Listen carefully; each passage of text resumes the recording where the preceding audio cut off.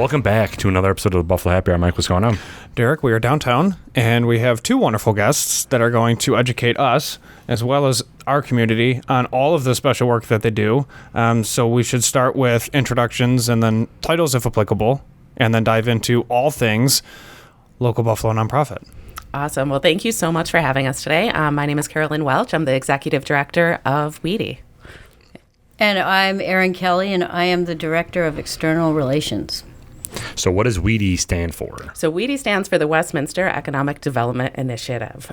So we were initially started by the Westminster Church as a 501c3 with a small education program, and we've grown pretty significantly since then. I think people mostly know us for the West Side Bazaar.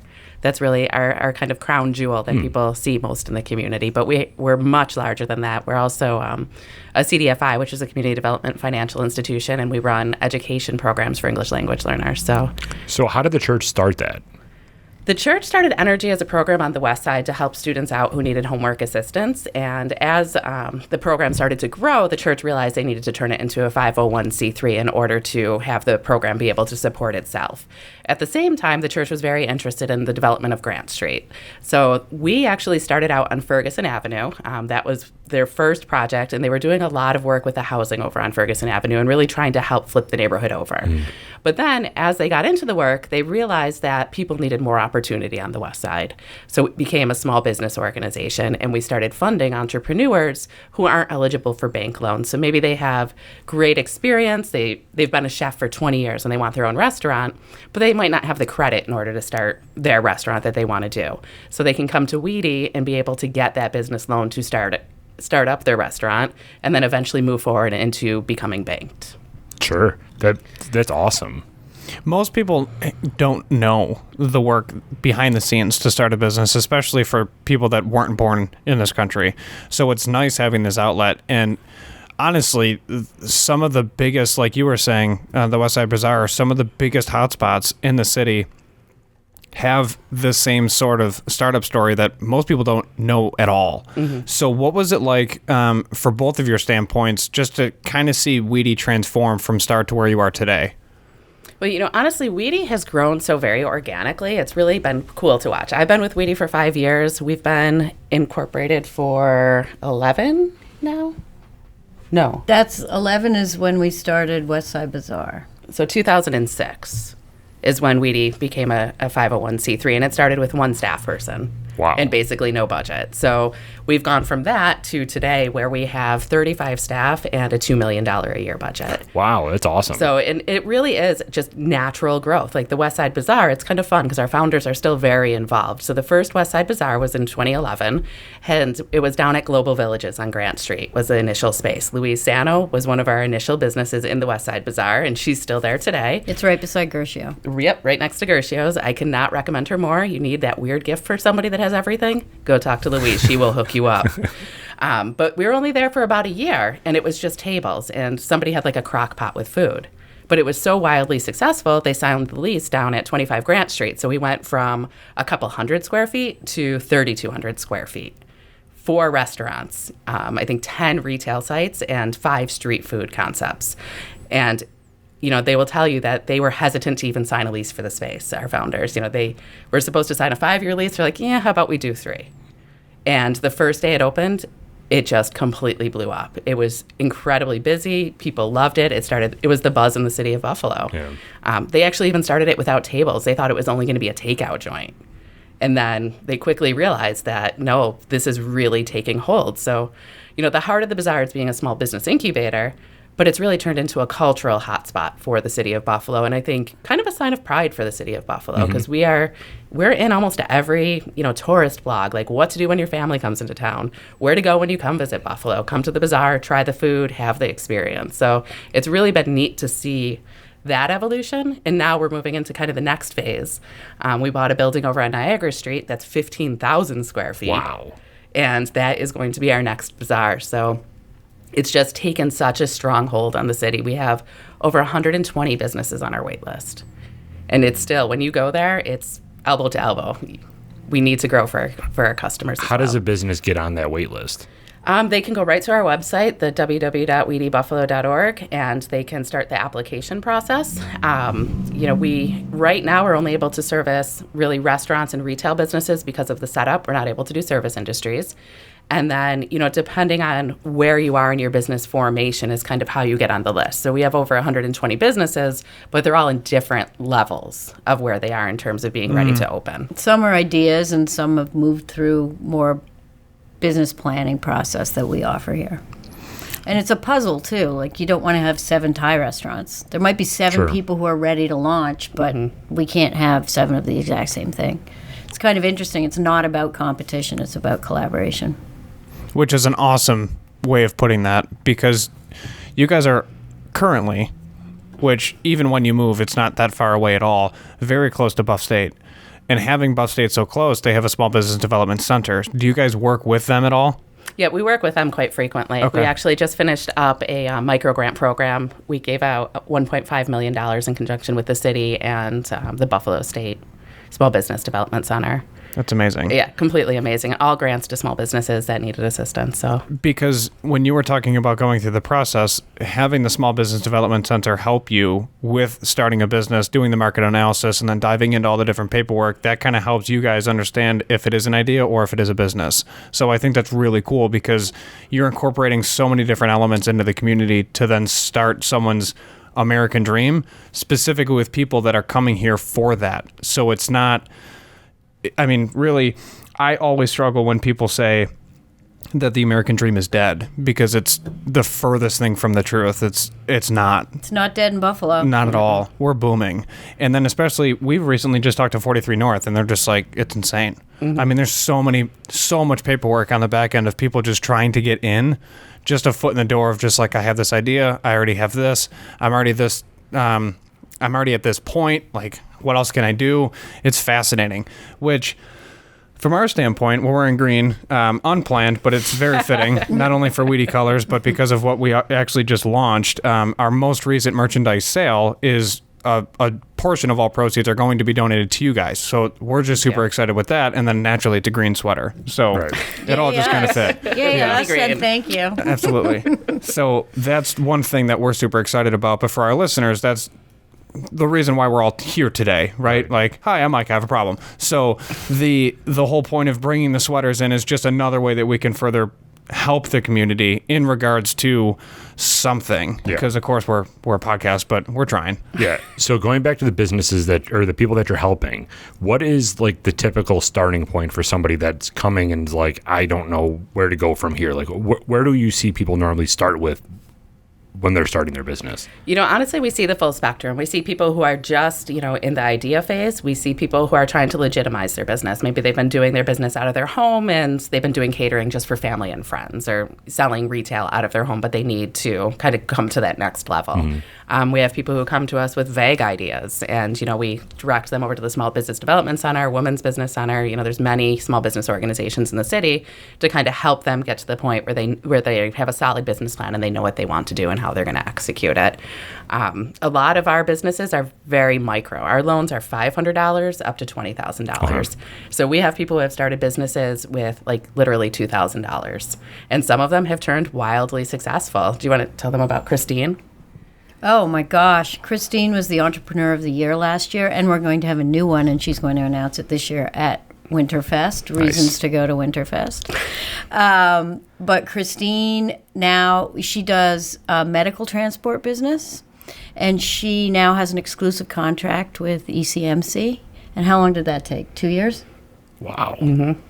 I mean, that's incredible. yeah, she is the American dream story. I forget where she starts, though. Rwanda? I believe she starts from Rwanda. I believe it starts in Rwanda, yeah. So what is her business?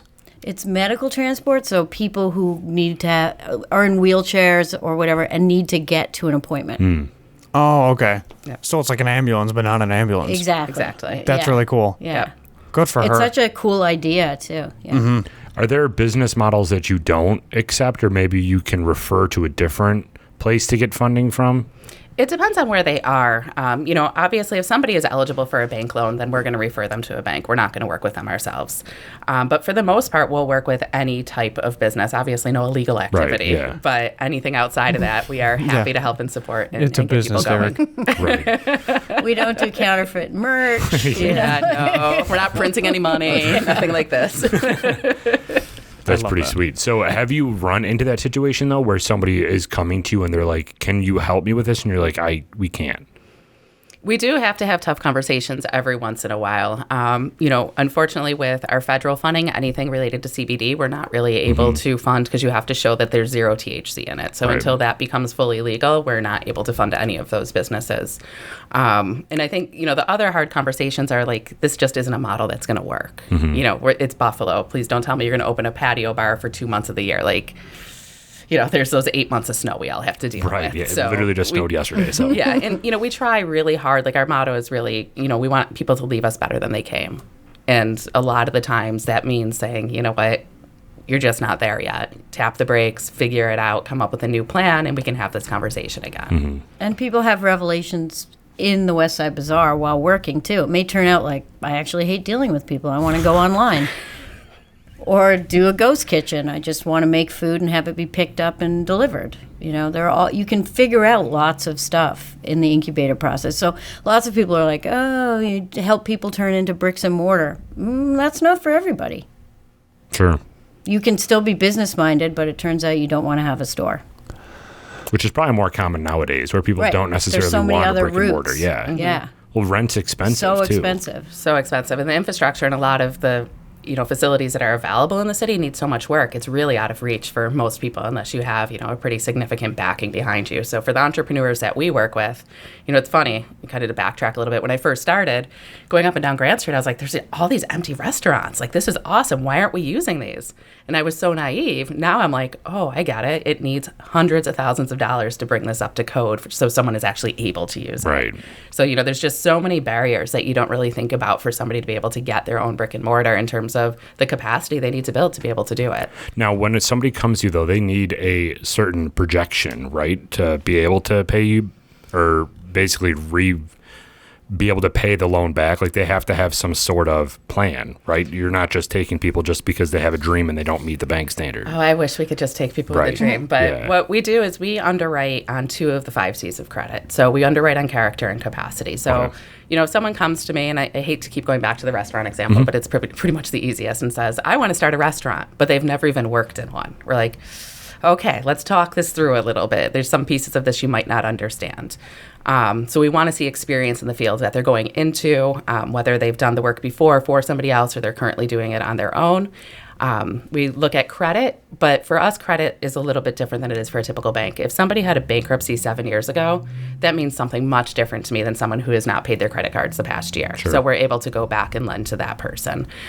So we spend a lot of time making sure that they are able to service the debt. So we look at global debt service and we take into account all of their bills and make sure they have a way to support their loan even if their business doesn't succeed. So when somebody is a startup, we really look for them to have a job that's going to be able to supplement their income and pay the loan as they're looking at that ramp up. So we try to make sure that people are in a good position to pay it and it's not going to be a heavy burden. Do you ever do like any mentorship or anything like that, where is if somebody comes in with a restaurant and you're like, maybe you're not here right now, but let me put you in touch with somebody who has succeeded in this program to maybe help you understand what you need to do to maybe get approved next year? Does that happen? That's Oh, a yeah. softball. Go, Carolyn. I didn't even know that. So One of the biggest things that we do, we have what's called pre-loan TA. So everybody that we work with, we help to get them loan ready. And it means something different for everyone. Maybe it's getting your personal credit in order. Maybe it's forming that business plan. Maybe it's understanding more about how to run a business. And to assist with that, we have relationship managers that work directly for Wedi. And they're really kind of generalists that they link and refer to different organizations. We also have an amazing bench of volunteers that have expertise in different areas. Because, I mean, when you think about it, when you start a business, you need to know about marketing. These days, you need to be able to get on the web. You have to be on the internet. So you have to be able to do all of those functions. So we have people who are able to assist with all of that. One of the kind of exciting things that we've done this past year is we've actually started a pilot program where we have some paid consultants that we work with and refer our businesses to. So, if they're starting up and they need an HR manual, we have paid consultants that can assist them in getting that startup completed. Oh, that's cool. Yeah, it's awesome. And we stay with our clients too. So, you start with pre-loan TA, we take you through the loan process, and then we have what's called post-loan TA, so that as you're going through and maybe you run into some issues, you can call us before you get into trouble. Because again, our goal is to get people bankable. We want all of our clients to leave us, which sounds terrible, but we want everyone to get into mainstream banking. So we need to keep a tight relationship with them to make sure that they stay on track with their loans and they call us at those times. Because again, these are businesses that aren't in the West Side Bazaar. That's just a little microcosm of what's happening here. Yeah, we have about 60 businesses on our portfolio, just on our loan portfolio, separate from the West Side Bazaar. So I know that we touched on it a little bit, but can you explain just a little more in detail what the West Side Bazaar is? We talked that there's restaurants there, there's some shops, but what is it? And where'd the name come from? Yeah. The name, I actually just recently learned. I guess the idea of the West Side Bazaar was actually generated because they wanted to start a business district on Grant Street. And market district. Was it a market district? So what they wanted was a training ground for businesses to be able to develop. So that's kind of where the concept of the West Side Bazaar started. So at its heart, the West Side Bazaar is a small business incubator. We're able to accept anybody who doesn't already have a brick and mortar, who is low income and doesn't have the capacity to start their own brick and mortar in the community without us. So right now, the West Side Bazaar is very culturally diverse, but you can really think of that as a reflection of the neighborhood that it's in. Back 10 years ago when the bazaar started, this was a very heavy immigrant and refugee community, and it still is to a certain extent, but that's why the bazaar is what it is. But people come to us, we're able to give them graduated rent. So they start at a low rent scale, move up to market rate. While they're with us, we give them assistance to learn how to run their own business. Someone might be a phenomenal chef or a phenomenal crafter, but they don't know the first thing about a P&L. They don't know the first thing about their balance sheet, about human resources, all of these other pieces that come into their it. things even. Yeah, like how to display things in an attractive way. So we work with them on all of those components until they have the competence and the confidence to be able to go out and venture on their own. And again, it's terrible, but we want everyone to leave us. We want everyone The goal to move is on. leave. The goal is go. But for everyone, it's different. A lot of small business incubators, you typically see kind of this 3-year scale. But the businesses that we're working with, we find the learning curve's a little bit different. So, it might take several years for someone to learn how to navigate, Buffalo and all of the permitting and the health department and, whatever else you may need to do. So we don't want you to leave until we know you're ready to leave. But at the same time, if your business is not successful, we also don't want you to kind of hang around and straggle and not be able to continue the success in your life. So we'll have those tough conversations as well. How do you keep track of loan repayment? Because that's got to be a thing, right? That's something to be tracked, especially with a portfolio that size. It is indeed tracked. Yes, it is indeed tracked. We have a program called LenderFit. So it's really from start to end for the loan program. It's how you apply for your loan. It's how we track the assistance that you're getting, and it's how we track your payments. But it's definitely a monster. Most nonprofits are just accounting for grants. People look at us and their eyes start crossing when they look at our financial statements because we have all of the loans. Some of them are SBA loans, the money's coming from so many different sources. And yeah, it's a nightmare, but it's a wonderful nightmare. We have a young genius at the helm. Yes, we do have a young We do. genius. Yeah, is there a team of accountants to go through that? Yeah, so we have... Even not to cut you off, but even if someone's a genius, that's just a lot of paperwork. No, he's just at the top. He's just the hand. There are definitely other people doing all that. Yeah, we have a fully fledged finance department consisting of 4 or 5 staff to go with all of our programs to support them. So we're no longer kind of that baby organization that's looking to volunteers to do that type of accounting and different things. That's crazy. Yeah. And then we have those wonderful annual audit, everyone's favorite time of year. Oh, I bet. It's great. It's exhilarating. It's so exhilarating. So what are your backgrounds? What made you get into this nonprofit in the first place? Oh, dear. You go first. Oh, my goodness. So mine's a little bit of a curvy road. I've been in nonprofits since I was 18. So I started out working at the Collada Commission, which is actually no longer in existence, but I worked in group homes, which led me to community services, which is a larger organization. And while I was there, I jumped around a lot. So I ran programs directly. I worked in the development program. I did their auditing. I kind of became a jack of all trades while I was there. And then I had my baby. And I decided when I looked in those blue eyes that I just needed to take some time off. So I did some consulting. I was off for about 7 years. And then I came to Wedi as the part-time education director. And then during that time, there was transition in executive director. And they were like, hey, will you be interim? And I was like, ooh, I don't know. That doesn't sound fun. Sounds like a lot of pressure. I don't know. And then I did it, and I love it. And I decided to apply and stay on as executive director. So, basically, it's a couple of decades of experience that we'll call a couple of years. Don't want to date myself too hard. For sure. We're on camera. You forgot the Beyonce lens, too. Darn it. Let me see. Where shall we begin? No, I've been working at Wedi since last March. And before that, I spent 8 years being the communications director at Buffalo Seminary. I could do a whole other podcast on the beauty of girls' education, if you would like. But really, I'm a journalist. I'm a writer. And when I had my baby, my second child, I had to stay home. When she was in second grade, I thought it was time for me to do something productive again. Besides, I was freelancing, and I got a job working as the communications director for the Food Bank for New York City, which is another place that hilariously likes to say it wants to put itself out of business. I guess that's a nonprofit joke. You're good. You can. Yep. Yeah. So that's how it started. And I think about food. I used to be a reporter I worked for the New York Times. And one of the things I did was work for the Restaurant Critic. And so I got to officially think about food. And I wrote a story for Gourmet. And I think about food. And I'm from Canada. So I think about food, too. I'm an immigrant. I think about food. I'm a writer. This was all very perfect for me. It's a fun place to work. And what's nice, I think, is that we see our direct impact every day. Not often do you see that in nonprofit work. It takes a long time. You're working on very long-term goals. But we have long-term goals, but you can see people starting up their business and the enthusiasm, and it's awesome. Yeah, that has to be pretty rewarding. I mean, speaking of, you said that you started on Franklin, right? That's where Wedi started? Ferguson, right. So what was that like when you realized that you can expand? Like, what did it start at, and where is it now, I guess, in Wedi's eyes? Oh, is that a loaded question? That is such a big question. Sorry. No, that's all right. Whatever. That's not a softball. Yeah. So, our founders will really have much better justice to the story. Like, I've only been here 5 years, Sure. so I wasn't here in the very, very beginning. But I think what they saw is that what they were doing was really in partnership with the community. And I think as a nonprofit, you always have to be in partnership with your community. You need to be part of it, not just in it. And I think Wedi has done an exceptional job of doing that. So, we have these business programs, but we also have our education programs. And, when I first started as education director 5 years ago, we had 2 education programs, one for elementary students, one for middle school students.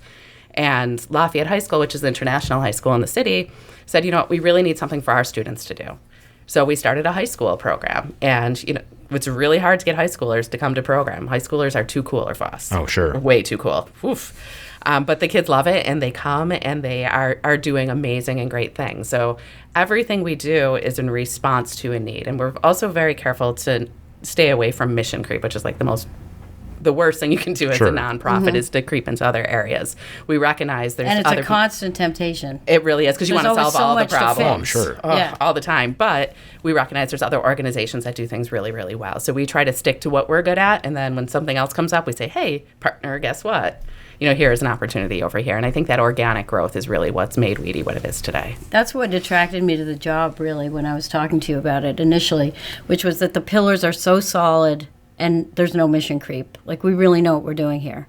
And people, we're not a refugee resettlement agency. 5 other agencies in the city do that. We are a second level for once you get here and you want to settle in. It's just great. It's education for English language learners. That's what that is. And it's entrepreneurship for people who qualify. It's so insane to think about, because if we put ourselves in their shoes, I mean, imagine just flying over to Poland, not speaking the language at all. Thinking about the Ukrainians constantly right now. And then you're trying to establish yourself in a country that you might not know the language that well versed. And then someone starts asking you about credit. and you're like, what? Like, what do you Well, you don't mean? have it. You literally don't have an Right. American credit rating over Right. here. Zero. That's the part. You have zero banking. Yeah, and history. it's like literally ground zero. Yeah. You almost don't exist in the country, in the business world within the country. And then all of a sudden you're just like, I have a really good idea. And then you're the bridge to basically create that entire vision. And then that person then looks back and says, well, they said it was true and it's true. Like the American dream is here. And that's fascinating because I don't know if any other countries have something like that to the extent that we do here. And it's nuts to think about the fact that it's in Buffalo. Yeah, but I think Buffalo is ripe for it, though. I think small business to me is what has changed Buffalo. No doubt. So significantly over the past 20 years. It's a different city now than it was. But I mean, to go back to your point, it shows a lot of fortitude. We have, some business owners who were pharmacists back in their home country, and then they came here and their degree didn't translate. So they had to say, oh my God, I'm in this new country. I can't keep my career. I could, but I have to go back to school for it. So what am I going to do? So, a lot of the people we work with have more fortitude than I think any of us could ever understand to, find a way to be able to support their family, support themselves, and how they've changed the landscape of Buffalo, how they've changed the West Side. The refugees and immigrants that have resettled here is absolutely amazing. I mean, it's a completely different community than it was 10, 15 years ago. Absolutely. So we talked about the woman who transports people to ECMC, has that whole contract, but what are some other feel-good stories? Maybe that's something like a real, this is what Wedi is, if you look at it from a business sense. Do you have an example of something like that kind of hits home for you right now? Here for days. Please do. I Like, know, I'm this just is wildly sorting in my So I head think right now. Manna. Yeah. Okay, so one highly recommends going down to Manna at the Northland Plaza if you haven't been there yet, or the Northland Workforce Development Center, excuse me. Dale and his wife came to us. His wife is a teacher at Emerson. She runs the culinary program over there. Dale has been a chef for years and years and years. Decades. He's been, around the country doing different things. And I don't know if you remember, but initially there was a restaurant at Northland, and they lasted about a day. They just didn't have the capacity. They didn't understand, the level of clientele that they were going to be seeing on a daily basis, and they couldn't support it. So the city, after that, Because it's giant. It's huge. really big. Oh my the God, space it's unbelievable. Is huge. The Northland Training Center? Yeah, Yes. there's Got a it. restaurant in there. Yes. Yeah, Yep. so Dale and his wife decided they wanted to try for the opportunity. So the city actually had kind of, I guess, an RFP process that they went through in order to narrow down who could potentially run it. They were looking at the background. They wanted to make sure that, the next business they put in there was really going to be successful. Sure. So Dale and his wife, he'll tell you, they started with nothing. Absolutely nothing, and they went around. They got a Wedi loan. They were able to use it in their capital stack. They were able to find an angel investor. They were able to get a larger loan as a result of that. In order to get, I think they needed $250,000 in order to go into that space, and they have been wildly successful. He has a New Orleans background, so he has a little bit of a Cajun influence in his food, but he's also classically trained. He likes to say food for the soul, not soul food. Yes. Okay, Food for the soul. nice. And it is so unbelievably good. After they got approved for their loan, they brought us a buffet. Oh my God. I could drool thinking about it. It should how amazing the definitely be food on is. every brunch list. Oh, It's so good. so amazingly good. But you go there, you talk to Dal, and he glows. He tells you how Wedi changed his life. And, we didn't change his life. He had the capacity the entire time. We gave him some of the tools to be able to do it. But he went over there, and he opened right before COVID started. And he was still able to maintain his business. He gives back to the community.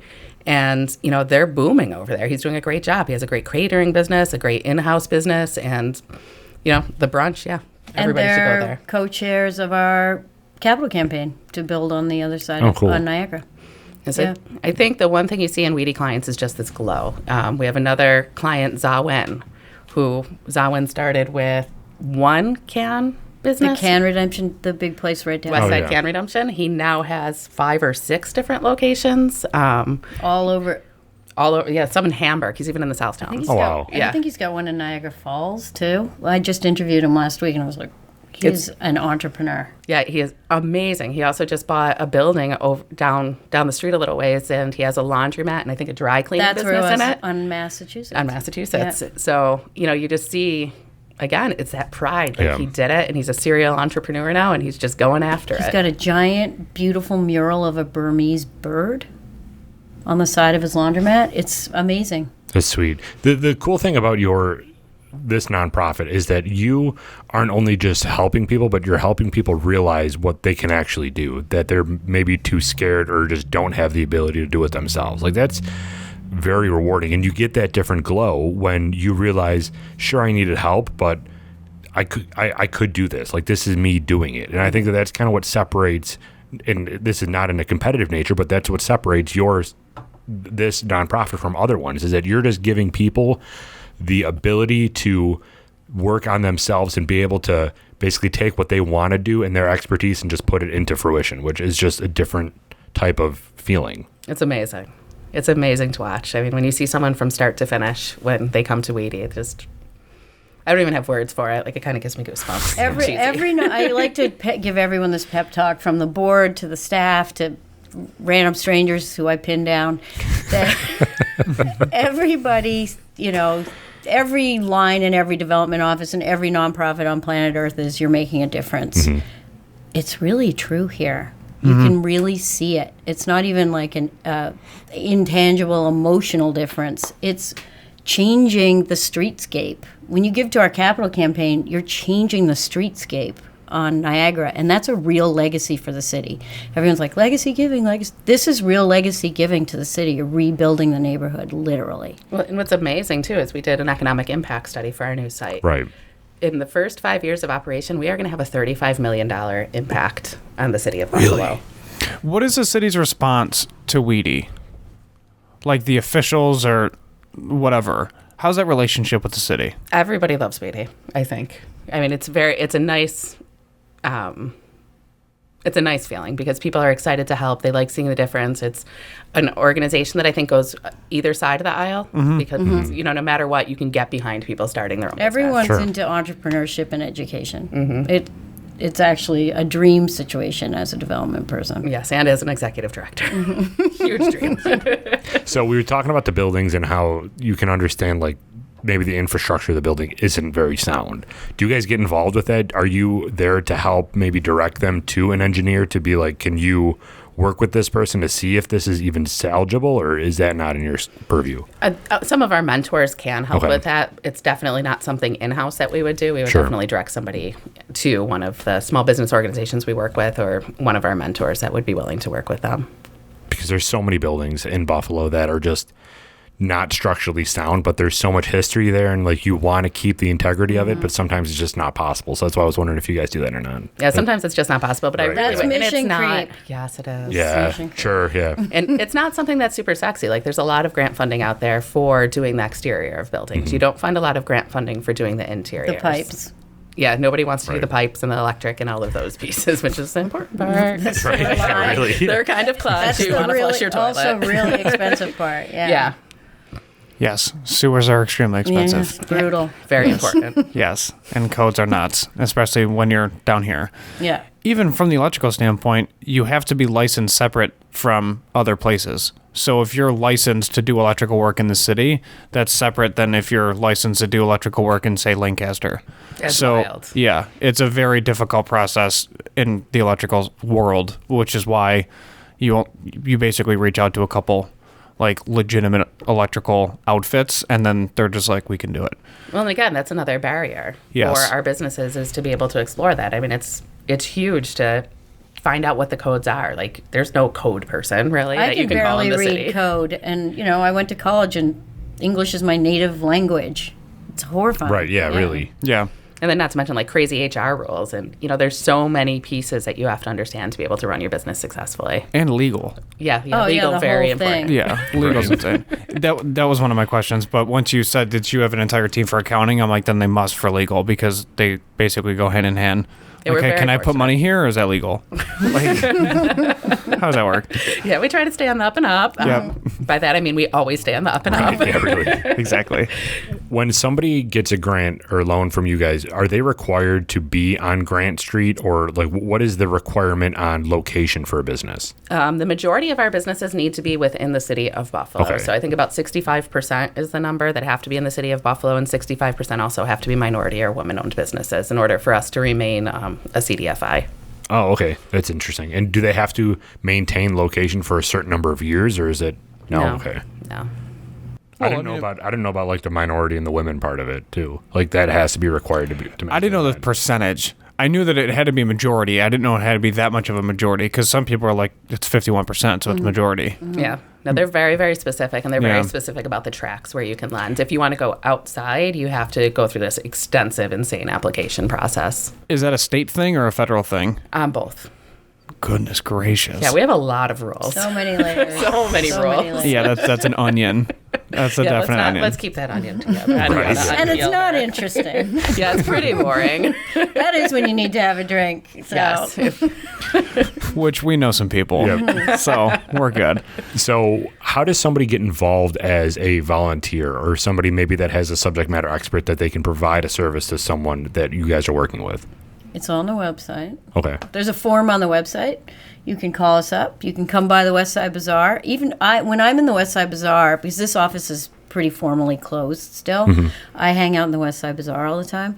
And I see people coming in, and they just want to ask, like, I have an idea for a business. And I send them right to the operations manager there, and he takes everything down, and we all stay in touch. It's just amazing. But I'd say 2 or 3 times a week, someone comes in and says, I have an idea for a business. Wow. Which, I mean, that's great. Because there's some creative people that exist. You mentioned Ghost Kitchen earlier. So the first thing that came into my head was a literal ghost kitchen. We have renderings that Where- have ghosts in them. Well, not I mean, No, I'm Casper kidding. running the kitchen. I know. yeah, right. I was thinking like you Exactly. don't know who the chef is at all. But all of a sudden, like, people just love the food. Yeah. But no one knows anything There's about no the kitchen. signage. Yeah, there's no signage, there's no staff. wild, like, no right? one knows They only anything about it. exist They online. just like the food. That would be really cool. Well, that's a new thing. Ghost That is the kitchens hot are thing in the Buffalo. sexy hipster thing now. That's crazy. Yeah, there's a new hoagie place, I think I've There's heard a about. taco A coffee place in South Buffalo. Do you know about this? Insane. There's a line but no sign, and Really? yeah. I've never even heard of this before. oh, it's I'll look wild. it up before this hour is over. Yeah, 'Cause we I can had send the you some tacos. stuff. They're really good. The operations manager at the bazaar brought me tacos from there last week. And no one knows who the chef is? Oh, yeah, you can know who it is once you go in, but it's like there's no signage, there's no advertising. Oh, just it's show just up like, to you just this- show up and buy yes, tacos. Yeah, it becomes like you a tell cult there's favorite. a line, and then you're like, what's on the line? Oh, tacos are on that line? That's interesting. Yeah. That's happening in Buffalo, New York. That kind Yeah. of gives me anxiety, though, because it's just like, why are all these people on the line? Food. They're online for food. Do they know something I don't? Yeah. They're giving out money or food, so get online. That happens in airports all the time. People are just randomly standing in lines. It's like, why are you standing in line? It's like, I don't know. I just saw someone in front of me I'm standing really in a looking line. forward to taking my shoes off. Like, Yeah. Or you realize it's a 45-minute line for the bathroom, and I'm like, I'm good. Yeah, I can wait. So people that are volunteering, maybe their expertise can go to West Side Bazaar and do the same thing. It doesn't have to be somebody with an idea for a business. Yeah. Okay. I mean, one of us is often there. Sure. And Mike's always there. Yes. Because he's the operations manager. Gotcha. So that's where, if anyone that's listening has an expertise that they would like to give to a Share, nonprofit, yeah. definitely go there and check that out, because you could be helping literally anybody. I mean, it's wild. And is it the same for funding? Like, if somebody wants to donate to you, is that still all through the website? You can do that online, or Okay. you can come to the West Side Bazaar. Yeah, I'll be there. I have little envelopes I can put that in for you. And This is a riot. There's a I know. safe too. I'll dress up that day. Like, I really wasn't expecting to be on camera today. I look like you can give me money most days. We look trustworthy. Today I'm like, 99% I of the don't look time. like you should give me any money today, but I swear I can. That girls' school life, I know how to do this. I love it. Goodness. Okay, so your website is- your yeah. website is Wedi. Wedi.com. WediBuffalo.org. Oh, Or okay. Yes. we're a nonprofit. Yes. There it is. Plus, now you know it's a trusted source and legit. Wedi.gov. Wedi.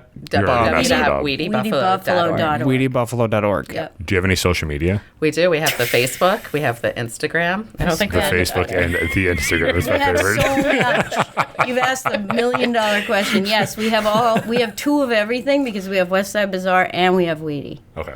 So there's Twitter, there's Facebook, there's Instagram. Oh, the LinkedIn, too. There's LinkedIn, which I fill myself because that's where the grammar matters. So I type those ones, but I have a part-time person who we consult. We meet every morning and talk about what we're going to put on all of that social media. Oh, could you imagine? It's brutal. What, good communication? Yeah, I know I can. Would you? Oh my goodness! I'm glad your CDL's coming in the mail next week because you drove over me with a bus. Anyways. Don't forget to back up.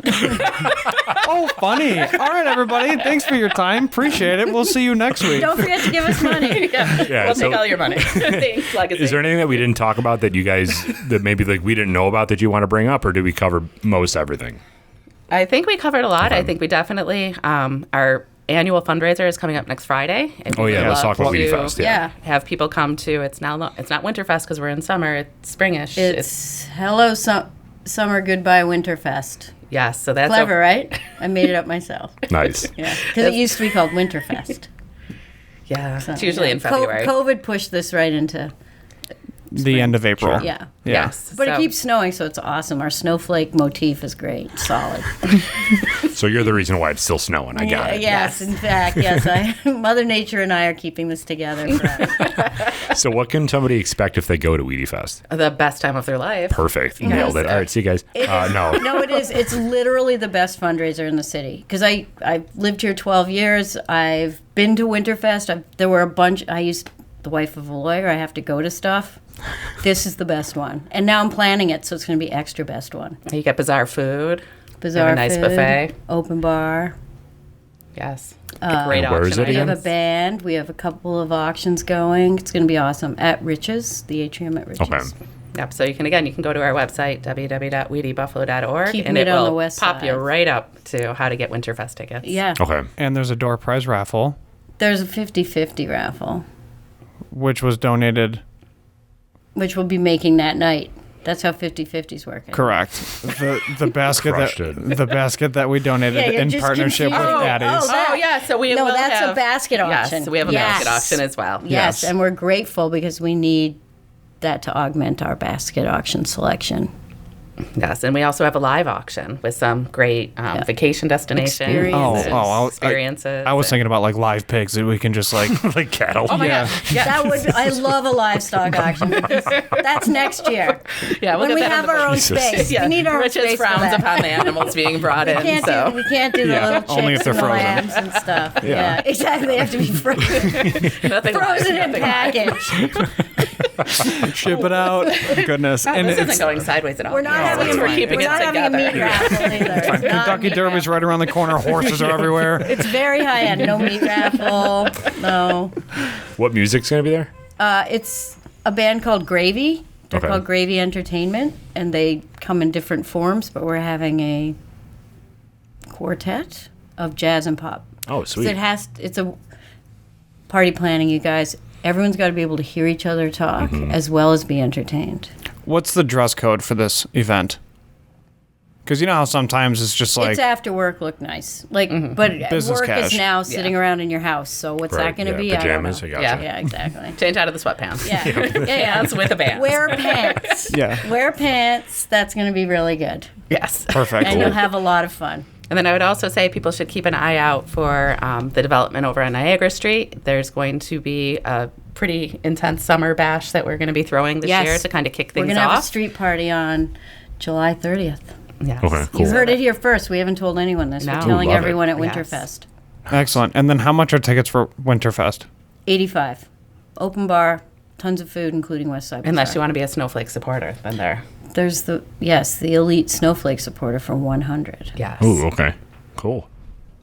All right, well, everybody go check that out. Go to www.wedybuffalo.org. Get your tickets. Clearly, these two women are hilarious. They're going to be there. We will be entertaining. Yeah, it's going to. If the band isn't entertaining, which they probably will be, these two women will be very entertaining for you. So go check them out. Help out an amazing cause. I mean, they're helping transform some awesome spots in Buffalo. So there's no way that you wouldn't want to support. So just come on down and support them. You can offer your services. You can donate. You can do whatever. You can go to these festivals that they're having. It's just going to be a good time, and we're probably going to be at one, maybe both of them. So, and you can check out on our website a list of all Wedi businesses, places that we've touched, and go to any of them. Oh, that's cool. And the West Side Bazaar, of course. Absolutely. That's awesome. Come eat some good food. Cool. Oh my God, we have spectacular food right now. We have 2 new That's restaurants. another one where 2? people say they like it, and I'm like, no, this is really good. Objectively good. I worked for the New York Times. This is objectively good. I am very much a food snob now, thanks to our restaurants and the West Side Bazaar. Love it. I tried Taco Bell the other day. Oh, Not good. gosh. No. Although that's usually pretty good. Yeah, it used to be a staple for me. Nope. All right, guys. Thank you so much for your time. Thank you Thank so you, much. guys. It was a pleasure. Thank you. Thank you.